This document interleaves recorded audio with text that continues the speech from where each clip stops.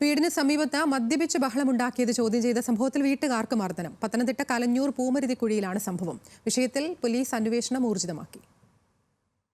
കലഞ്ഞൂർ പൂമരുതിക്കുഴി സ്വദേശി വർക്കി മാത്യു, മകൻ ബിജോ മാത്യു, കൊച്ചുമകൻ സുബിൻ എന്നിവർക്കാണ് മർദ്ദനമേറ്റത്. ഞായറാഴ്ച രാത്രി പ്രാർത്ഥനയിൽ ഏർപ്പെട്ടുകൊണ്ടിരുന്നപ്പോഴാണ് വീടിന് പുറത്ത് യുവാക്കളുടെ അസഭ്യവർഷം ശ്രദ്ധയിൽപ്പെട്ടത്. തുടർന്ന് പുറത്തിറങ്ങിയപ്പോൾ മദ്യപിച്ച ശേഷമുള്ള സംഘർഷമാണെന്ന് മനസ്സിലായി. വീടിന് മുന്നിലെ അസഭ്യവർഷം വിലക്കിയതോടെ വർക്കിയെ യുവാക്കൾ മർദ്ദിച്ചു.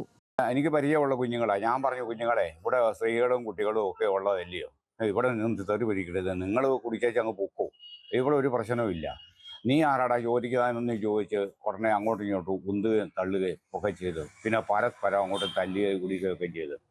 അങ്ങനെ ഇരുന്നപ്പോഴത്തേ എൻ്റെ മോൻ്റെ കണ്ണിനിട്ട് ഒരുത്തൻ അടിച്ച്, കല്ലുകൊണ്ടൊക്കെ കണ്ട് അടിച്ച്. അത് കണ്ടുകൊണ്ട് ഞാൻ, നീ എന്താ ചെയ്തതാടാന്ന് ചോദിച്ച് ഞാൻ അങ്ങോട്ട് എന്ന് പറഞ്ഞേ, എൻ്റെ പുറകിൽ നിന്നുകൊണ്ട് ഒരുത്തൻ എൻ്റെ തലയ്ക്കിട്ട് കല്ലെടുത്ത് അടിച്ച്. ബഹളം കേട്ട് മകനും കുടുംബവും എത്തിയതോടെ ഇവരെയും മർദ്ദിച്ചു.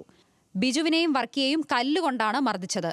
ഇതിൽ ബിജുവിന്റെ കണ്ണിനും വർക്കിയുടെ തലയ്ക്കും പരിക്കേറ്റു. അച്ഛനെ അടിക്കുന്ന കാണുന്ന ഞാനും പെട്ടെന്ന് ചെല്ലുമ്പോൾ എന്നെ അമ്മ കല്ല് വെച്ചിരിക്കുകയാണ് ചെയ്തത്. കണ്ണിനിട്ട് ഇടത്ത് വാക്കിൻ്റെ കൈയായിരുന്നു. ആ കൈ കൊണ്ടാണ് അവൻ അടിച്ചത്. ആഷിക്കെന്ന് പറഞ്ഞവനാണ്.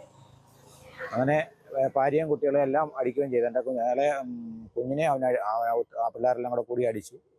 അതുകൊണ്ട് എൻ്റെ കണ്ണിന് നല്ല പരിക്കുണ്ട്. തുടർന്ന് ഗുരുതരമായി പരിക്കേറ്റ ഇരുവരെയും കോന്നി താലൂക്ക് ആശുപത്രിയിൽ പ്രവേശിപ്പിച്ചു. തലയ്ക്ക് ഗുരുതരമായ ക്ഷതമേറ്റതിനാൽ വർക്കിയെ കോട്ടയം മെഡിക്കൽ കോളേജിലേക്ക് മാറ്റും. സംഭവത്തിൽ കൂടൽ പോലീസ് കേസെടുത്ത് അന്വേഷണം ആരംഭിച്ചു. ന്യൂസ് മലയാളം, പത്തനംതിട്ട.